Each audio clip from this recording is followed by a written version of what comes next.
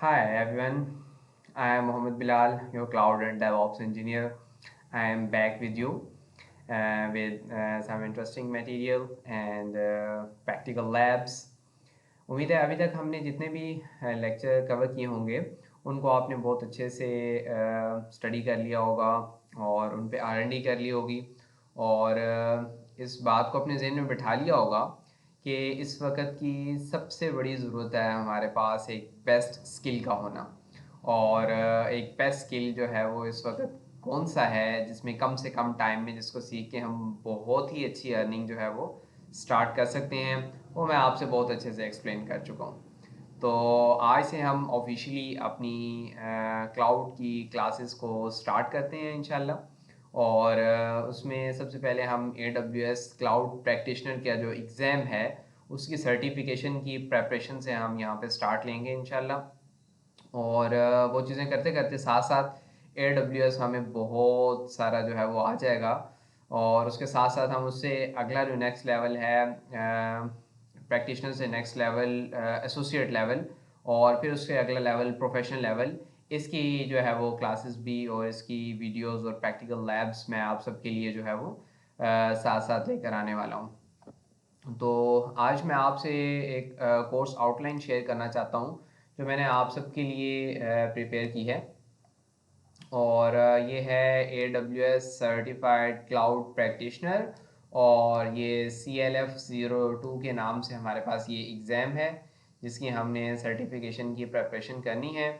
इसकी बाकी डिटेल्स हम दे चुके हैं। मैं आपको इस कोर्स के अंदर जो चीज़ें कवर करवाने वाला हूँ वो मैं एक बार आपको दिखा दूँ यहाँ पे। सबसे पहले ओवरव्यू होगा हमारे कोर्स का, एग्ज़ाम का। उसके बाद क्लाउड के कुछ कॉन्सेप्ट्स डिस्कस होंगे कि क्लाउड एक्चुअली क्या है, फ्री टायर अकाउंट कैसे बनाया जा सकता है। ये वाला हम पहले ही स्टार्ट में कर चुके हैं, ये मैंने सबसे पहले आपको इसलिए कराया ताकि आप सबके पास अकाउंट्स अवेलेबल हों और हम अपना प्रैक्टिकल काम जो है साथ स्टार्ट कर दें। उसके साथ जो है वो AWS कंसोल की कुछ इंफॉर्मेशन मैं आपको प्रोवाइड करूँगा। उसके बाद हम कंप्यूट से रिलेटेड जितनी इसकी सर्विसेज हैं उन सबको वन बाय वन जो है वो डिस्कस करेंगे। और साथ साथ इनकी practical labs with latest GUI। हमारे पास ना यूट्यूब के ऊपर हम आगे पीछे जहाँ भी देखें जितने भी कोर्सेज पढ़े हैं, फ्री कोर्सेज भी कुछ हैं, उन सब में ना पुराने वाला GUI यूज़ हो रहा है, AWS का भी और Azure का भी और GCP का भी। तो मैं आपको बिल्कुल लेटेस्ट GUI के साथ, लेटेस्ट सारे ऑप्शंस के साथ और सारी इन चीज़ों को लेकर इंशाल्लाह आपको ये सारी की सारी प्रिपरेशन करवाने वाला हूँ। उसके बाद हम स्टोरेज की सर्विसेज को देखेंगे। स्टोरेज वाला मॉड्यूल जो है वो एक बहुत ही इंपॉर्टेंट मॉड्यूल है। इसके अंदर काफ़ी सारी सर्विसेज आ जाती हैं हमारे पास, उन सबको हम इंशाल्लाह कवर करने होंगे। उसके बाद हम अपनी डेटाबेसेस से रिलेटेड जो है वो कुछ सर्विसेज हैं उनको इंशाल्लाह देखेंगे, क्योंकि कोई भी एप्लीकेशन हमारे पास जब भी डिप्लॉय होती है हमारे किसी वेब सर्वर पे, तो उसका कनेक्शन लाजमी किसी ना किसी डेटाबेस के साथ हमें बनाना होता है। तो वो डेटाबेसेस हमारे पास कौन कौन सी अवेलेबल हैं जो कि हमें AWS प्रोवाइड करता है, उनको हम स्टडी करेंगे। उसके साथ साथ नेटवर्किंग एंड कंटेंट डिलीवरी की सर्विसेज हम देखने वाले हैं। ये बहुत ही मज़ेदार सर्विसेज हैं, इंशाल्लाह इनको हम बहुत ही इन डिटेल देखेंगे। और वन बाय वन इन सारी सर्विसेज को हम प्रैक्टिकली डेमो के साथ जो है वो इंशाल्लाह लर्न करेंगे। उसके बाद मैनेजमेंट एंड गवर्नेंस से रिलेटेड कुछ हमारे पास सर्विसेज हैं, AWS cloud watch, cloud formation, cloud trail, etc। और ये बहुत ही इंटरेस्टिंग सर्विसेज हैं, इनको भी हम इंशाल्लाह प्रैक्टिकल डेमो के साथ देखने वाले हैं। सिक्योरिटी एंड कंप्लायंस से रिलेटेड हमारे पास कुछ सर्विसेज हैं जो कि बहुत ही इंपॉर्टेंट रोल जो है वो अदा करती हैं हमारे ओवरऑल AWS अकाउंट को यूज़ करने में। और इन सब को हम इंशाल्लाह बड़ी डिटेल में देखने वाले हैं। उसके बाद कुछ टूल्स हैं जो डेवलपर से रिलेटेड टूल्स हैं, और ये बहुत ही मज़ेदार किस्म के टूल्स हैं। और ये समझ लें कि आप एसोसिएट लेवल और प्रोफेशनल लेवल का थोड़ा सा टच आपको यहाँ पे मिल जाएगा कि हम एसोसिएट लेवल और प्रोफेशनल लेवल के अंदर किस तरह की चीज़ें स्टडी करने वाले हैं इंशाल्लाह। और उसके बाद एप्लीकेशन इंटीग्रेशन में कुछ सर्विसेज हैं हमारे पास, SQS, SNS, Kinesis। इनको इंशाल्लाह हम इन डिटेल स्टडी करेंगे। और लास्ट पे आप सबके लिए मैंने एक स्पेशल मॉड्यूल रखा है जिसके अंदर मैं आपको कुछ मिनी प्रोजेक्ट्स जिनको हम साथ साथ भी करते जाएंगे वो भी करवाऊंगा, और कुछ रियल टाइम प्रोजेक्ट, एक कंप्लीट प्रोजेक्ट होगा वो भी हमारा इंशाल्लाह। उसमें कंप्लीट एक एप्लीकेशन, 3 टायर एप्लीकेशन के डिप्लॉयमेंट करके जो है वो हम देखेंगे कैसे AWS की सर्विसेज इंटीग्रेट होती हैं एक दूसरे के साथ। और उसके साथ साथ मैं आपको जो है वो ये भी ऑप्शन दूंगा कि आप इस प्रोजेक्ट को अपनी CV के ऊपर अपने एक्सपीरियंस के अंदर ऐड कर सकेंगे, इन मिनी प्रोजेक्ट्स को भी ऐड कर सकेंगे और इस रियल टाइम प्रोडक्शन एनवायरनमेंट वाले प्रोजेक्ट को भी ऐड कर सकेंगे। हमने ये वाला काम एज अ एक्सपीरियंस जो है वो इतना टाइम लगा के किया। तो ये चीज़ें इंशाल्लाह जिनको हम अपने सारे कोर्स के अंदर कवर करने वाले हैं। इसके अलावा भी कुछ चीज़ें हैं जो कि मैंने सोचा हुआ है कि मैं आपको करवाऊंगा, और इंशाल्लाह टाइम को थोड़ा मैनेज करके हम चलेंगे, और ताकि कुछ और सर्विसेज भी हैं उनको भी आप साथ साथ टच कर लें। और ज़्यादा टेंशन लेने की, परेशान होने की ज़रूरत नहीं है, क्योंकि हम एसोसिएट लेवल और प्रोफेशनल लेवल की वीडियोस विद प्रैक्टिकल लैब्स भी बहुत जल्दी स्टार्ट करने वाले हैं, और उनके अंदर वो सारे टॉपिक्स कवर होने वाले हैं जो कि शायद यहाँ पे रह जाएं, मिस हो जाएं। तो ये तो बिल्कुल समझें कि एक बेसिक लेवल की सर्टिफिकेशन है जिसके लिए मैं आपको प्रिपरेशन करवाने वाला हूँ। तो इसके अलावा आपकी प्रिपरेशन बड़े बेहतरीन अंदाज से होगी। अच्छा जी, अब हम स्टार्ट लेते हैं अपना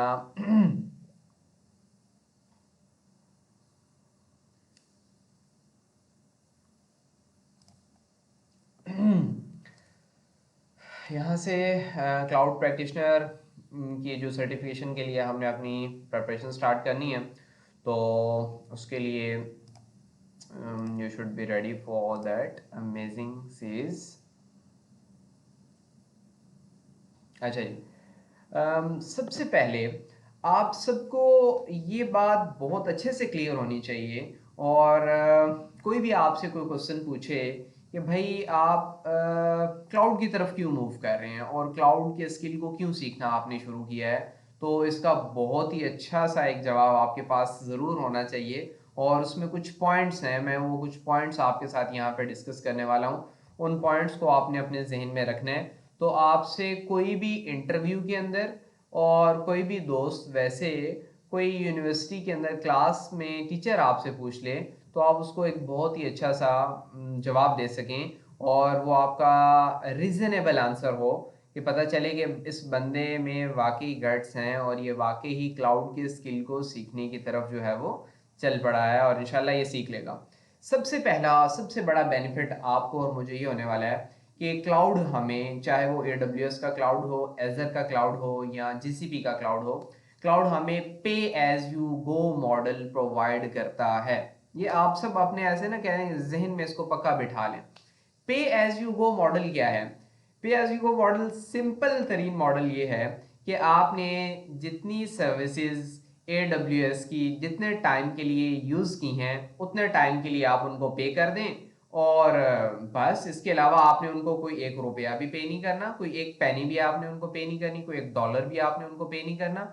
आपने अपनी EC2 मशीन है उसको बनाया जी अपनी एक एप्लीकेशन को जो है वो उसकी टेस्टिंग करने के लिए, तो उसकी टेस्टिंग आपकी फॉर एग्जांपल 1 दिन में होगी, 2 दिन में होगी।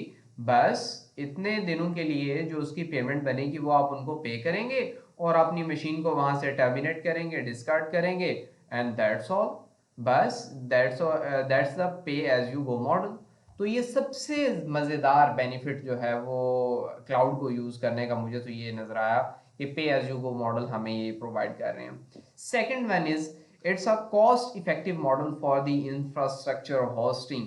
आप और मैं देखते हैं कि हम अपने डाटा सेंटर्स को जब भी बनाते हैं, उन डाटा सेंटर्स के अंदर अपने सर्वर्स को सेटअप करना है, हमें अपनी networking devices, maintenance devices, cooling devices और स्टोरेज डिवाइसेस, इन सब का जो है वो हमें ख्याल रखना है।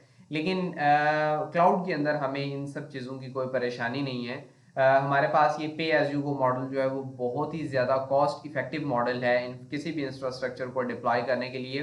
क्यों? फॉर एग्जांपल हमारे पास कोई एप्लीकेशन आई और हमें पता है कि इसको हमें 1 महीने तक चलाना है, बस उसके बाद इसका ज़्यादा यूज़ है ही नहीं है इस एप्लीकेशन का।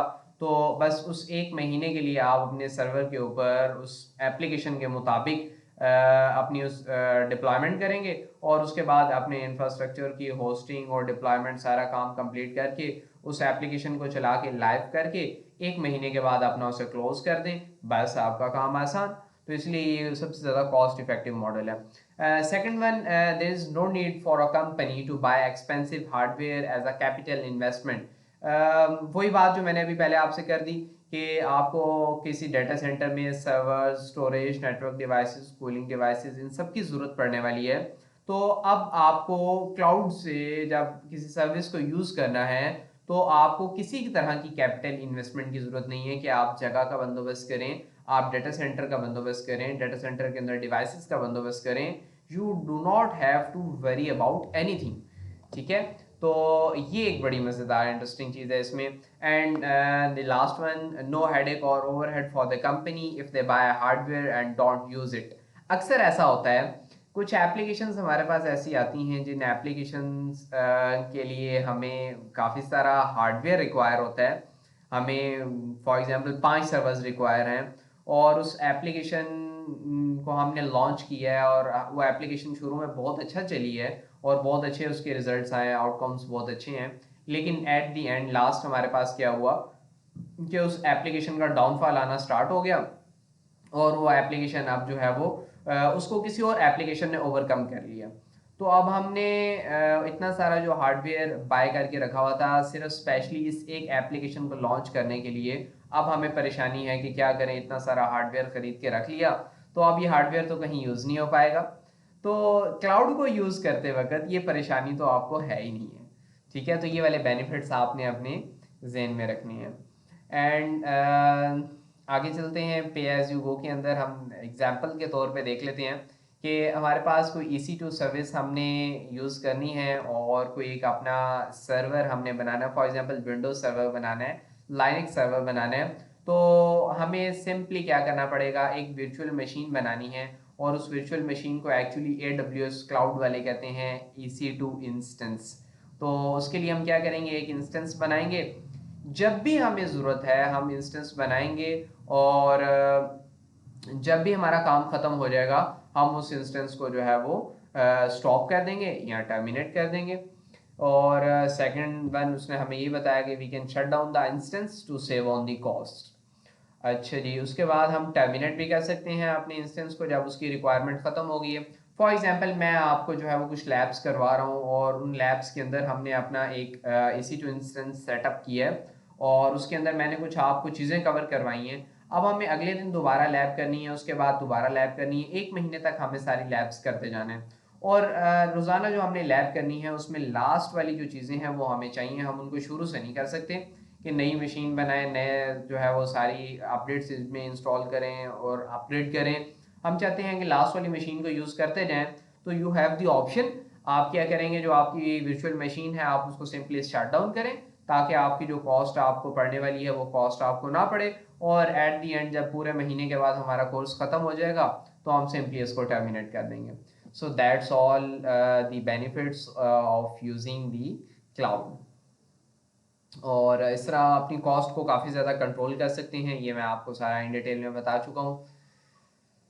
आगे देखते हैं जी, इसमें हमें बता रहा है जी इसका एक और बहुत बड़ा बेनिफिट पे एज यू गो मॉडल का ये है कि we can focus on our business and business objectives.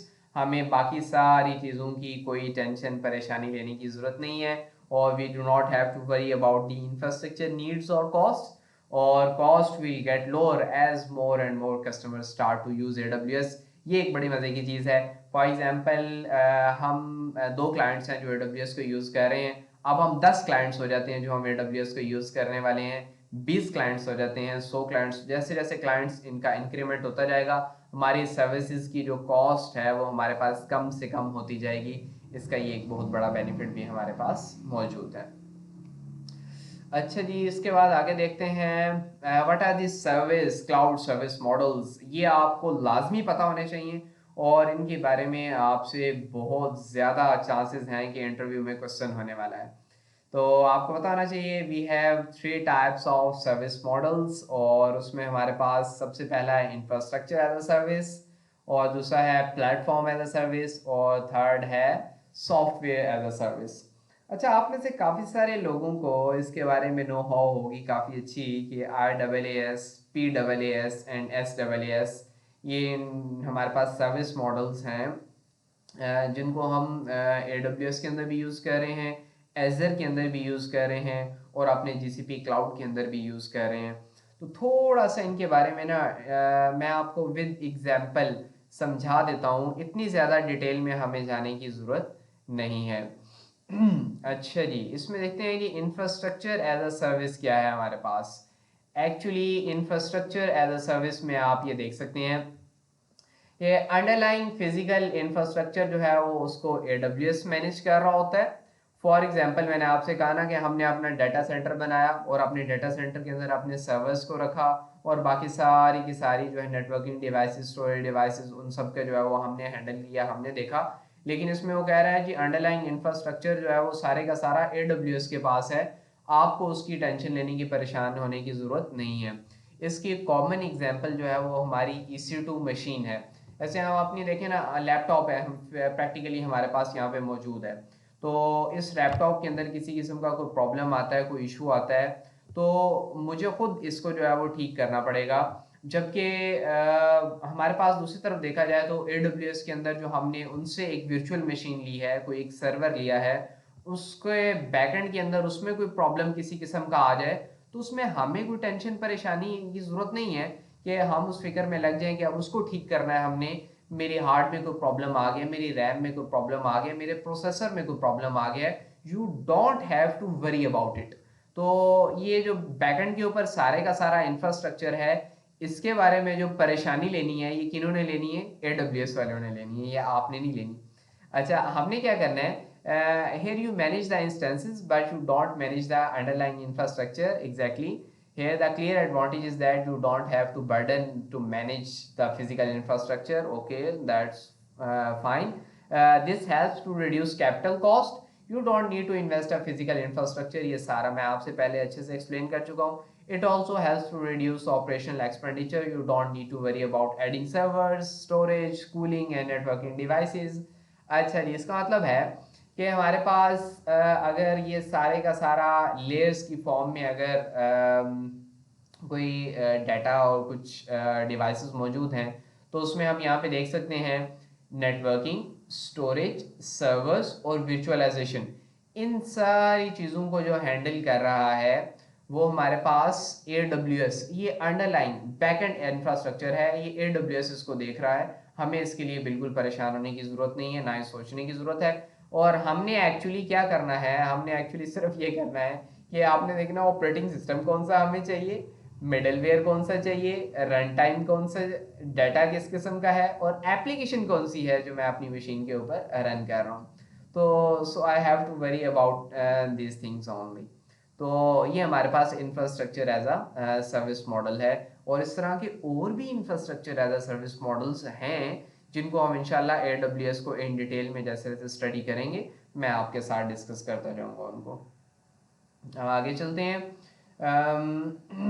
Next है हमारे पास प्लेटफॉर्म एज अ सर्विस, और प्लेटफॉर्म एज अ सर्विस में भी एग्जैक्टली देखें, सबसे पहली चीज़ यही है कि अंडरलाइंग बैकएंड के ऊपर जो फिजिकल इंफ्रास्ट्रक्चर है उसको AWS मैनेज कर रहा है, और उसके बाद virtualized environment is also managed by AWS। इसका मतलब है कि operating system, middleware, run time, आपको इनके बारे में भी जो है वो फिक्र करने की ज़रूरत नहीं है। you only have to use your application which is a platform as a service। और इसकी एक बहुत ही ज़बरदस्त किस्म की एग्जांपल हमारे पास ये है Amazon रिलेशनल डेटाबेस सर्विस। देखिए ना, हमारे पास डेटाबेस सर्वर होता है और उस डेटाबेस सर्वर के अंदर हमारा RDBMS, जिसको हम कहते हैं रिलेशनल डेटाबेस मैनेजमेंट सिस्टम, ये जो एक कह लेंगे सॉफ्टवेयर है, एक एप्लीकेशन है जो उसके अंदर इसको हमने इंस्टॉल करके अपने डेटाबेसेस को यूज़ करना होता है।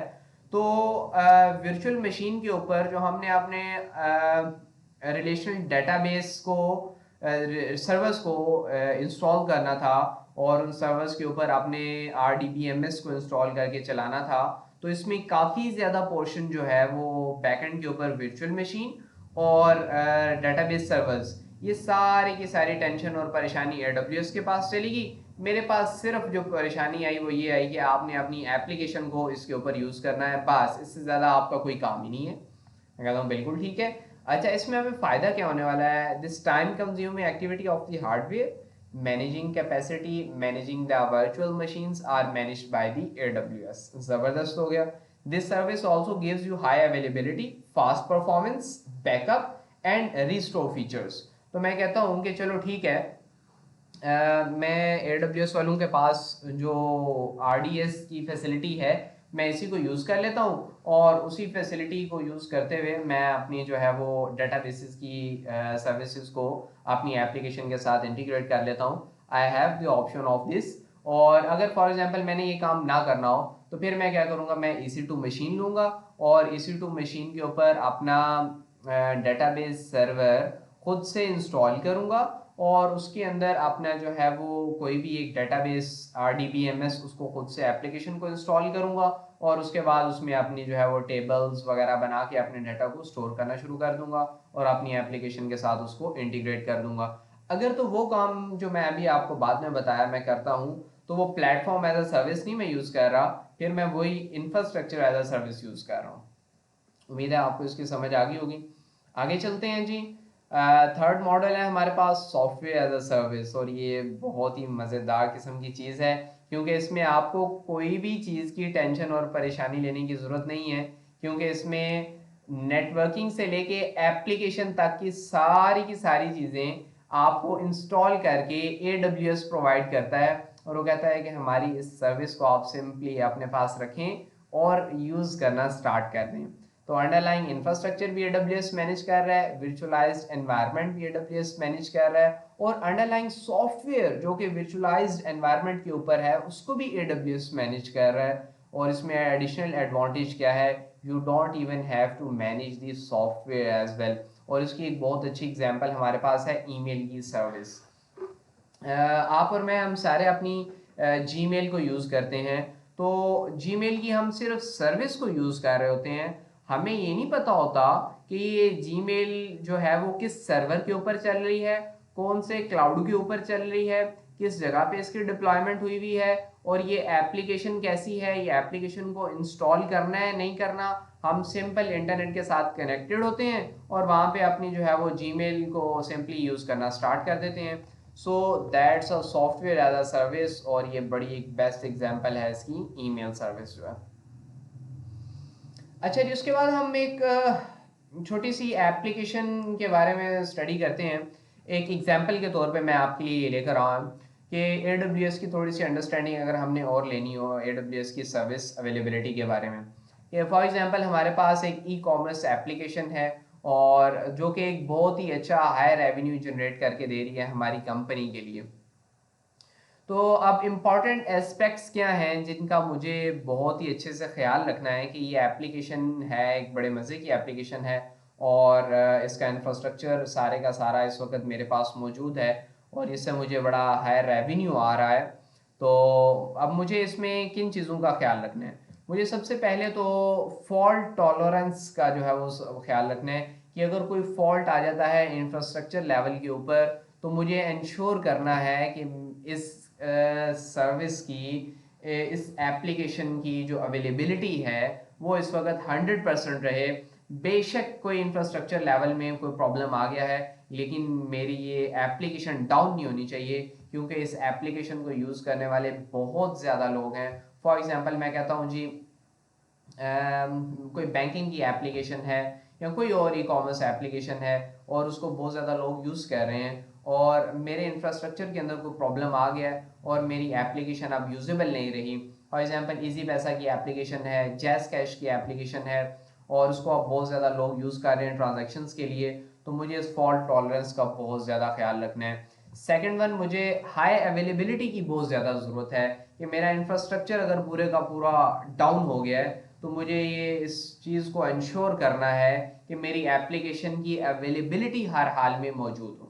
एप्लीकेशन डाउन नहीं होनी चाहिए। फॉर एग्जांपल हमारे पास रिजल्ट आता है, मैट्रिक का रिजल्ट आता है, FSC का रिजल्ट आता है, तो हम देखते हैं कि 22 और F22 की वेबसाइट्स हमारे पास डाउन हो जाती हैं, क्योंकि उनके ऊपर ट्रैफिक बहुत ज़्यादा हो जाती है, और उनकी बैकएंड के ऊपर जो है वो वो सर्वर्स की वो कैपेबिलिटी नहीं होती कि वो सारी की सारी ट्रैफिक को जो है वो अपने पास जो है वो लाएं और सारी ट्रैफिक को जो है वो रिस्पॉन्ड भी कर सकें, उन सारी एप्लीकेंट्स को जो है वो साथ साथ रिस्पॉन्ड करें।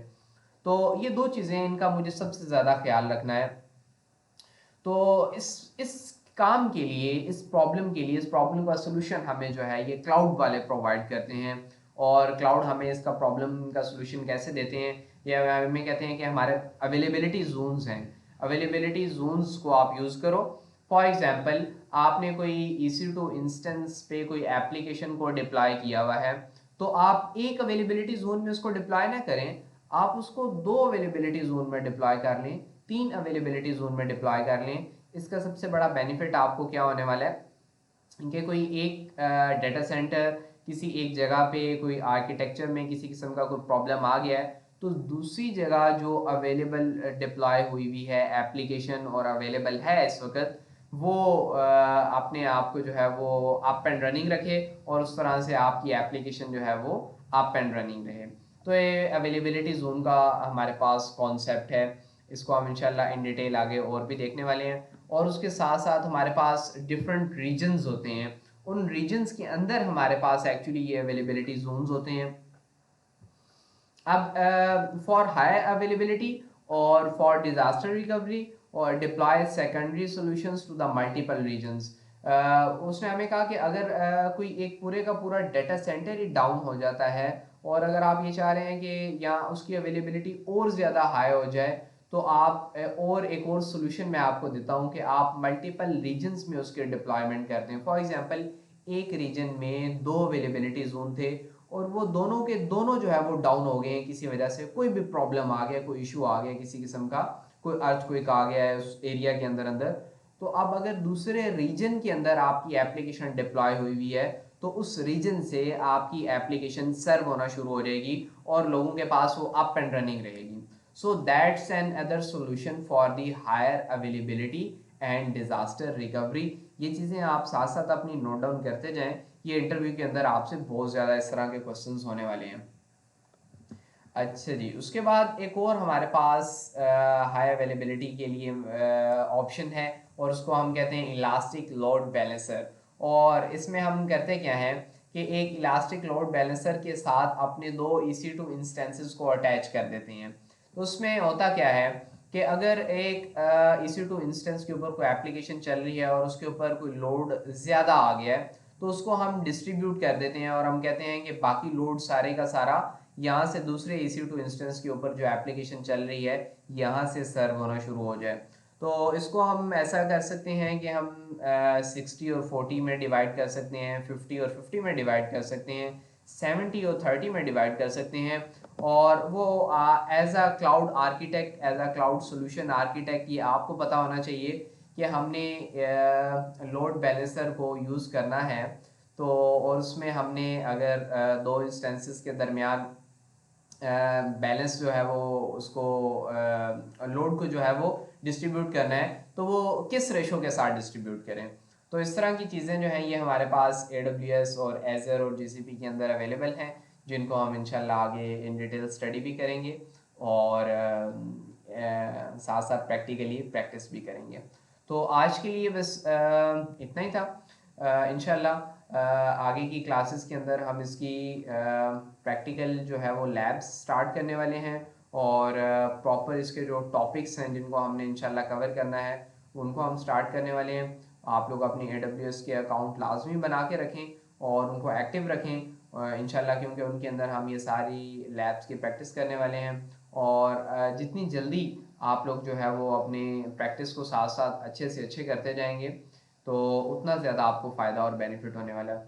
तो आपको एक टिप मैं साथ साथ देता जाऊँ कि आपने जिस लैब को प्रैक्टिस करना है उसे कम से कम 2 से 3 बार आपने लाजमी प्रैक्टिस करना है।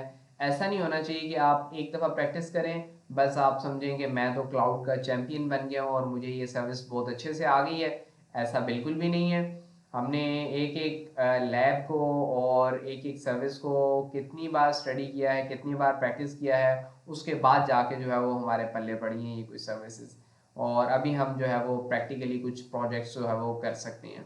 तो इंशाल्लाह आप भी बहुत बड़े बड़े आर्किटेक्चर्स के ऊपर जो है वो काम करेंगे।